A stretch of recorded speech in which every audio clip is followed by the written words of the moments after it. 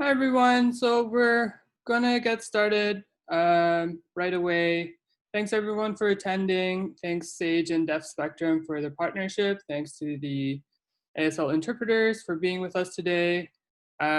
This is a new initiative that we're trying to take on, more workshops and Instagram live events coming. Follow us on our social media and check out our Instagram regularly for updates. We just had an Instagram takeover by the artist Jessica Karahanga on Monday.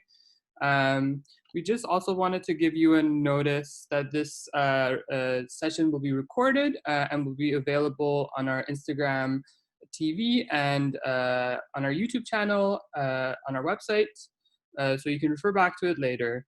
So my name is Mohammed Reigh. I'm the Digital Systems Coordinator at the TAC. You can reach me with any questions that you have with regards to the application when it comes to any technical difficulties that you're having. If you can't upload anything, I'm more than happy to walk you through any part of our website and our grants portal.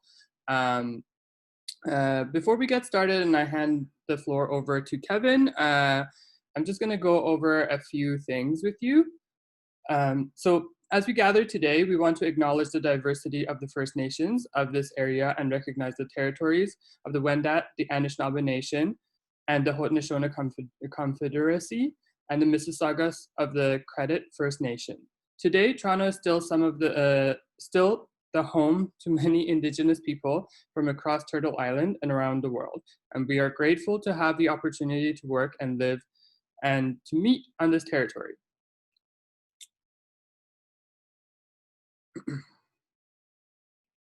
So I'm going to give you a little background information on the TAC and go over our accessibility grants as well. So the TAC, since 1974, has been mandated by the City of Toronto to support the city's arts community and offer grant programs funded by the city to a broad cross-section of Toronto arts organizations and professional artists. Grant programs are governed by two key operating principles. Arm's length funding, this is kind of describing our working relationship with the city, and peer review. This is describing how our applications are adjudicated.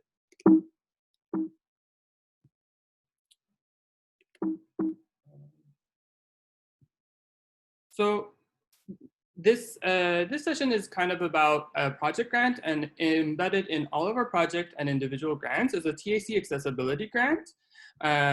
You can apply for a maximum of $5,000 towards eligible accessibility costs for artists incurred during the project. Projects involving deaf artists and artists with disabilities may apply by completing the accessibility expenses section of the application. Accessibility costs may include, but are not limited to, ASL interpretation, audio descriptions, closed captioning. I'm sorry, Mohammed, can I get you to just slow down a little bit, please? It's the interpreter speaking. Yeah, absolutely. Sorry to interrupt. Thank you. Could you start that list again, please? Sure. Accessibility costs may include, but are not limited to, ASL interpretation, audio description, closed captioning, communications assistance, and attendant care.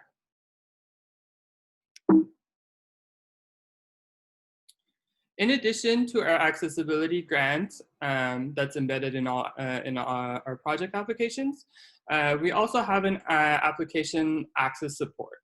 So applicants who are deaf or have a disability and need support to complete their grant applications can access up to $500 a year to cover the cost of assistance from service providers. Please contact your program manager at least 6 weeks before the grant program deadline to access this funding. So now I'm going to hand over the floor to Kevin, our Community Arts Program Manager, and he'll take you through our presentation. Hello, everyone. Thank you for joining us. I am Kevin, Community Arts Program Manager for Toronto Arts Council. Before we jump into the community arts specific elements of this presentation, I just wanted to talk a little bit about some grant writing tips that we think are universal, and helpful not just for community arts projects, but across all TAC funding programs. First, always read the program guidelines. Are you eligible? Is your project a strong fit? All the information that you need to prepare or start to prepare an application can be found in your program guidelines. Number 2, open the grant application. All applications for Toronto Arts Council are done through our online platform called Smart Simple. The URL is tac.smartsimple.ca. When you get an opportunity, you go in, take a look at the application, and make note of any materials required and any questions you might have. Number 3, contact your TAC program manager. Get feedback on your idea. It'll save you a lot of time. Number 4, speaking of time, give yourself lots of time to write your application. Do not wait until the deadline is near to start your application. Number 5, craft your project summary and overview. Use clear, specific, and direct language. We like to recommend using the 5 W's. So asking yourself who, what, when, where, and why. And when you have a clear breakdown of each of those W's, it'll help you craft a strong project summary and overview. Excuse me. Number 6, create a realistic and detailed budget. Break down each budget line total in your supplementary budget notes section. And if you have artist fees, for example, you can break it down further in that supplementary budget note. Number 7, gather support material. Make sure your materials are recent, relevant, and ready to upload in the correct format in advance of the deadline. Speaking from a community arts perspective, relevant support material would also, aside from demonstrating your capacity and quality as an artist, would also be helpful for your material to demonstrate your capacity to facilitate the kind of collaborative art making that is part and parcel of community arts. Number 8, get feedback. Ask a trusted friend or colleague. Ask your program manager. A note on that last part, for very first-time applicants to TAC, we are generally willing to give feedback on a draft application, as long as you get it to us at least 6 weeks, a couple weeks in advance of the deadline. So, as a first timer, I think that's a good resource to explore. Number 9, follow instructions, complete all fields, and triple check your grants. This is also a good opportunity to use the word limits as a guide. And number 10, final reports. If your application is successful and you receive money from Toronto Arts Council to execute your project, one of the things that we do ask is that you submit a final report at the completion of your project. We really just want to know what happened. Tell us how it went. Did you meet your goals? What did you learn? And send us support material. We love looking at the support material. If I were going to tell you of these top 10 grant writing tips, perhaps the most important one is actually number 3. Other program managers might say something different, but I think contacting your program manager is, is a top, maybe the top tip. Okay, next slide, please.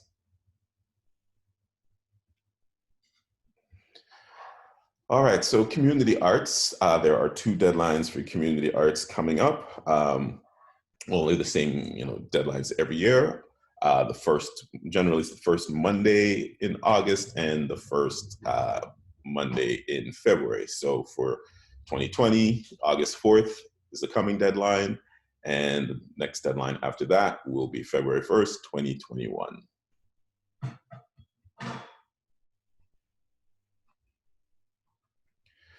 All right, so what do we talk about and what do we mean when we say community arts? Well, as you all understand or know, Toronto Arts Council exists to support the production, presentation, creation of art throughout the city of Toronto. So all our arts disciplines fund that type of activity.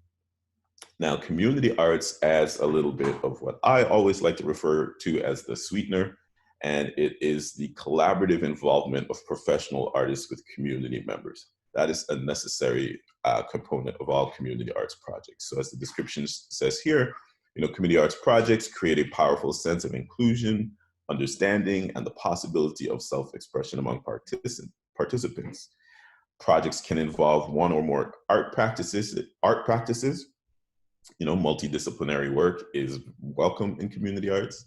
But again, that collaborative involvement that I mentioned is a requirement of all projects. And within community arts at TAC, the emphasis is placed on projects that highlight co-creative processes between artists and communities, offer skill-building experiences that can lead to presentation or exhibition opportunities for participants, or increase access to arts activity for the broader community.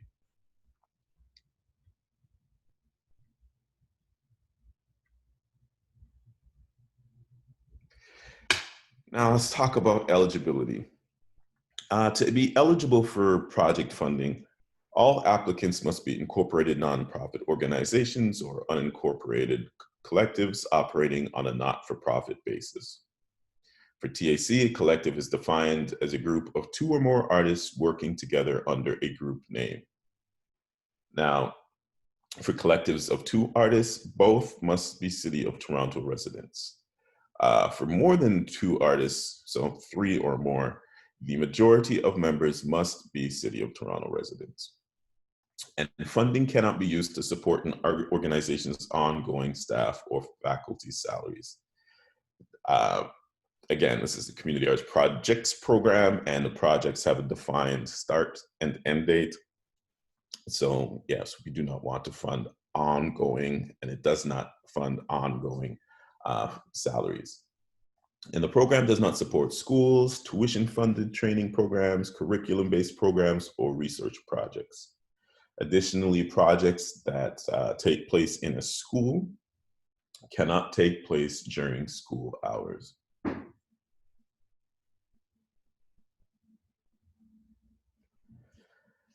Now, there are two categories within the community arts project stream, one called arts engagement and one called arts and development.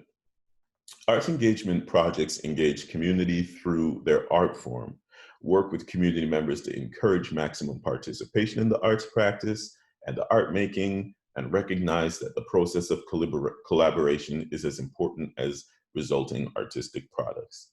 One of the key considerations we ask all applicants to think about if they're going to be applying to arts engagement is, how does your project engage maximum participation of your target community?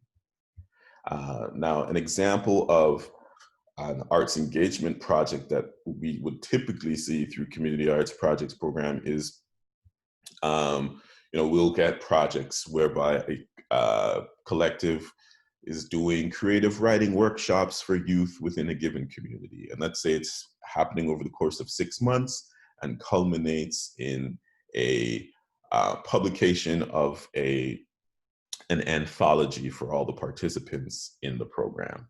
That kind of process-focused, ongoing project is something that we would consider an arts engagement project. Now, the other category, arts development, projects develop artistic communities through the development of art practices, art forms, and/or emerging artistic voices. Eligible applications must define the artistic community and terms of engagement with one or more art forms. And the key consideration there is, how does your project preserve or develop an artistic community? An example of an arts development project might be, let's say you're working in, you're a collective and you're working in a West African dance style, and you want to put on a 6-week intensive for dancers working within that idiom, within that dance style. That for us would be a arts development project, as the emphasis there is on preserving or developing a very specific artistic community.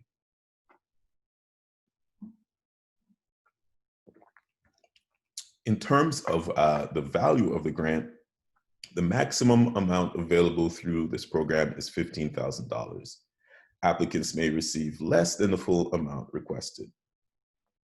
TAC will fund 100% of the project budget up to $8,000. But for any requests over $8,000, applicants must show revenue from other sources. TAC's contribution may not exceed 50% of the entire project budget, and in-kind contributions may not exceed 25% of the project budget.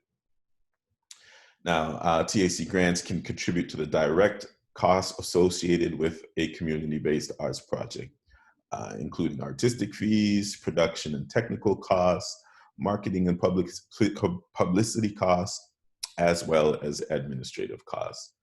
But we do want to note that artist fees are the highest priority for this program, and we do like to see that the bulk of our grant is going to support Toronto-based artists.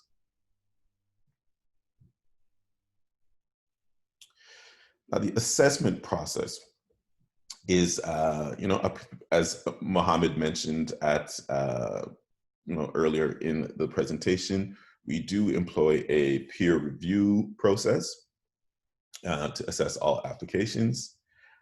Peer assessors are selected on the basis of their familiarity with a broad spectrum of artistic styles, practices, and relative direct experience with arts programming in the relevant field. So for community arts, that means not only is it a multidisciplinary panel, but it also means that the panelists are all, have some kind of background in community engaged art practices.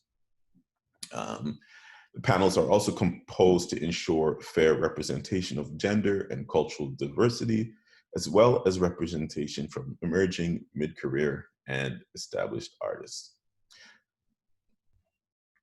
Next slide, please. That is it for me. If you do have any questions, don't hesitate to contact me. I can be reached at 416-392-6802, extension 227. That's actually incorrect, but we'll change that for you. And my email is kevin@torontoartscouncil.org. Thank you.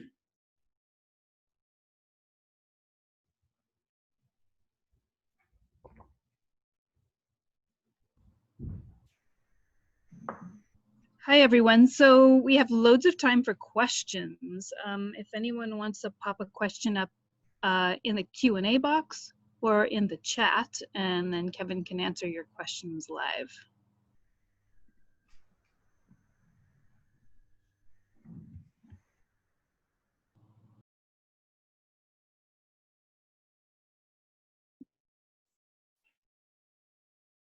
Erica, Catalina here. I know that there was a question earlier in the Q&A, maybe, and it does deal with COVID a little bit and how things may change or develop with COVID restrictions. Maybe, Kevin, you could answer that question.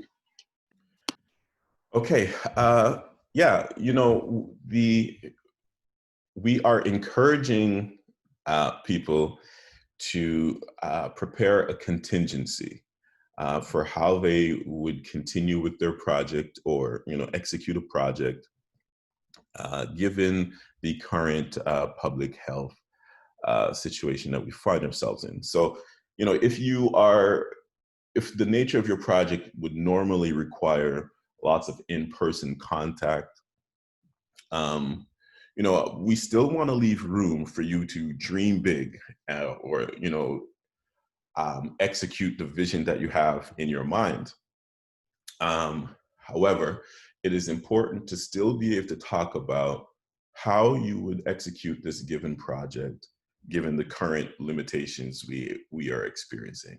So if that means, you know, switching to online or digital platforms, if that means reducing the amount of people involved in the program, or, you know, whatever that looks like for you, we do not want to put any limits on that. You know, you come up with a contingency plan that makes sense for you and that allows you to both vision and execute a project that is both filled with the artistic integrity you want, but also keeps in mind the safety of the artists involved and the community that you're working with. Kevin, can I ask you a question from Carol? I think the question is sort of around detail within the different fields of the application. So the maximum number of words, I think Carol's expressing that that seems like a lot of words. Can the answers be really short?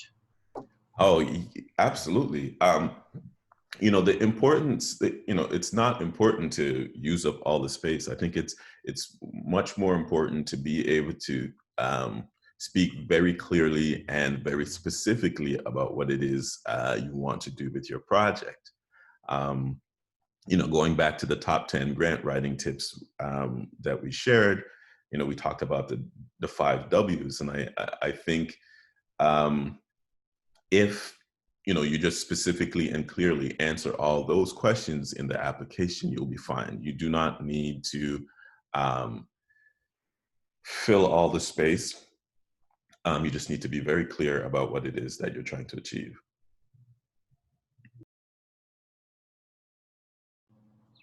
We have another question from Elena. What type of questions can an applicant ask of the project manager, and at what point in the process of filling out the application should one connect with the program manager? I'll take the last part first. You should contact us as soon as possible. As soon as the idea pops in your mind and you think, I wonder if I could apply to Toronto Arts Council in general or community arts specifically, don't hesitate to reach out to us. You know, even if a deadline has just passed, you know, it's in preparation for the next deadline. You know, it's never too early to contact a program manager. It might sometimes be a little late, but it's never too early. In terms of what questions you can ask, you know, I cannot think of a question that is unaskable, really. You know, it's the program managers at Toronto Arts Council are more than happy to, you know, support you as much as possible throughout the grant writing process. And, you know, that often involves conversation and asking and answering of lots of questions. And sometimes it'll be me asking the questions to actually get a little bit more clarity around what it is that you're doing. So yeah, I do not, you know, I don't put a limit on what types of questions or how many questions could be asked. I'm here to support you. And sometimes prospective applicants ask questions that I haven't thought about before, or we haven't thought about before, and it helps advance the way we do things. So I would urge you to ask all of the questions.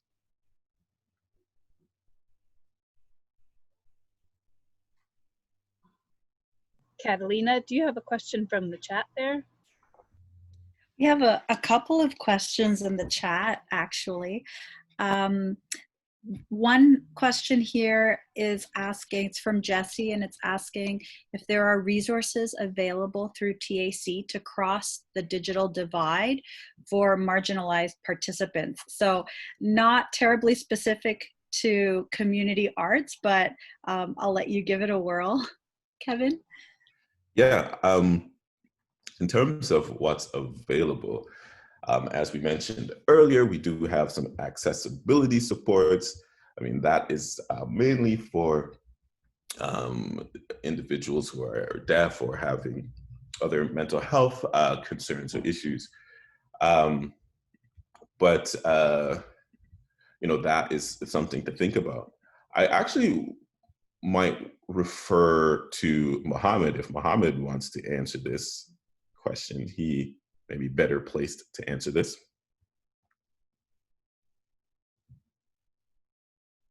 Or maybe not. Hi, yeah, I can answer. Just sorry, I was trying to switch the videos for the ASL interpreters. Can you repeat the question again? I missed it. Catalina, I'm jumping in. The question was, are there resources available through TAC to cross the digital divide for marginalized participants? Hmm. Okay, so we're always trying to improve this. And this is like something that is a big concern for us at the moment. There's definitely things that we can do, but as well, we are limited in what we can support. Again, I'm personally, I take a lot of phone calls with clients to help them through different parts of the application that they're having technical difficulties with. And I would be more than happy to answer any questions about like how to log in, to how to apply, to, oh, this section of the application is not quite working for me. How can we work through it together? I do it by the phone. I do it via email, via screenshots. So you can reach out to me as well. We have a few grants assistants that also can help with this. But then we also have an accessibility support process as well in place. So if you're feeling like that's something that you need, you can contact Kevin, and Kevin can kind of process this payment for you that will go towards paying someone to help you complete your application. I've got one more question from the Q&A, which is also repeated in the chat. And so the question is around, and it may possibly be related to the other question about, you know, the digital space. The question is, would creation of a website or a blog be an eligible activity for the community arts program? That depends. So if the creation of this website or blog is part of a project whereby participants are working with a professional artist, and so they're part of the project requires, say, development of some creative writing or design skills that are artistically focused, then that could be an eligible project. But a project where, you know, a group were designing, I don't know, a website for a non-artistic, non-commercial, or industrial purpose would not be a good fit. So I would urge you to actually contact me after this presentation, whether via email or we can get on a phone call and talk through the specifics of your project, because, you know, I like to cast the net wide. And, you know, if there's a way that a proposed project can fit into TAC's funding streams, I'd like to find that way.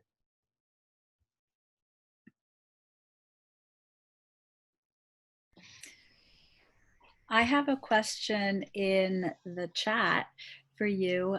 It's from Anna, and they ask, can we apply for a new grant if we submitted the report for the last project? And could we submit a project for different age audience?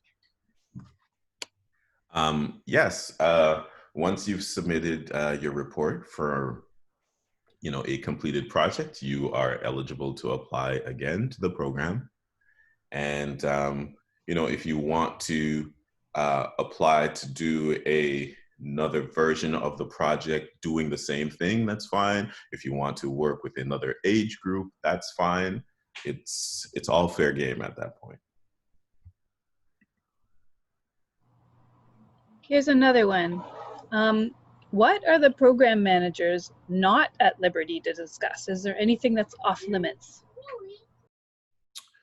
Oh, well, I don't make it a habit of discussing the details of, other people's, how other applications were assessed by our peer review panels. What else? I can't think of anything else. Well, I would add that we would never we never talk about sort of our own opinion about, you know what I mean, about the work. Yes. So, yeah. Yeah. Thanks, Elena. That's a good question. And one more from Elena, too. Is the delivery method of a program via Zoom? Can it be via Zoom? Does the grant have to support to get, I'm not sure if I understand this. Let me just read this word for word here. If the delivery method of the program is via Zoom, does the grant have support to get devices or technology for participants, which I think also came up in the chat. What if technology is a barrier to the communities that you're collaborating with? Can the grant go to purchasing, iPads, things like that? So purchasing technology,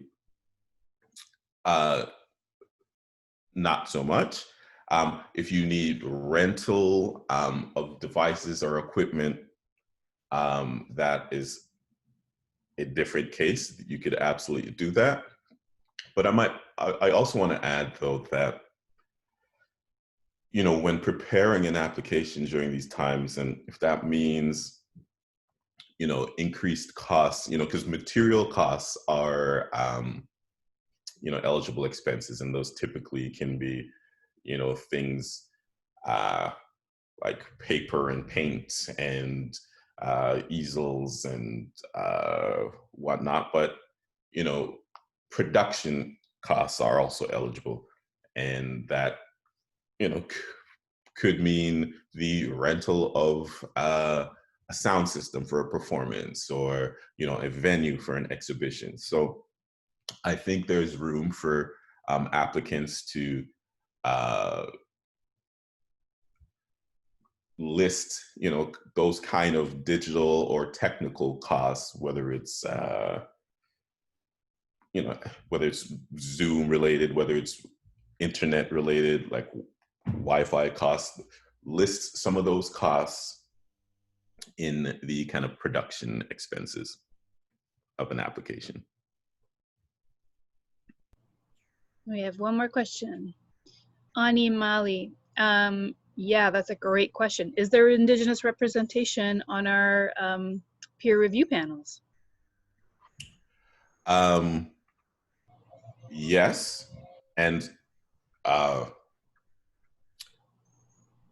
let me get a little bit more specific, actually, because the peer review process at Toronto Arts Council, there are different types of grants, and so we have different types of review processes. We have peer review panels that assess all the projects, And then we have standing committees that assess all the organizations that receive operating support from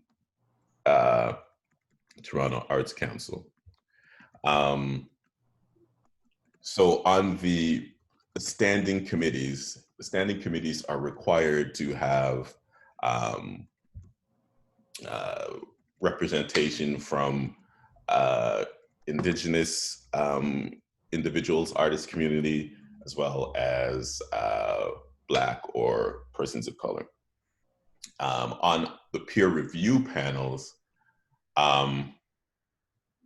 it is not a requirement for their Indigenous artists to be involved. However, it is required that if there are projects that, first and foremost, actually, let me just say the kind of diversity that we mentioned earlier is required as part of the peer review panels that assess the projects.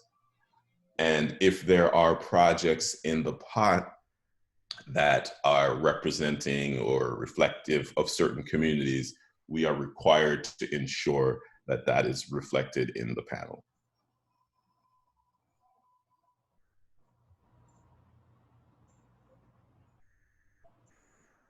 We still have some time if anyone has some more questions.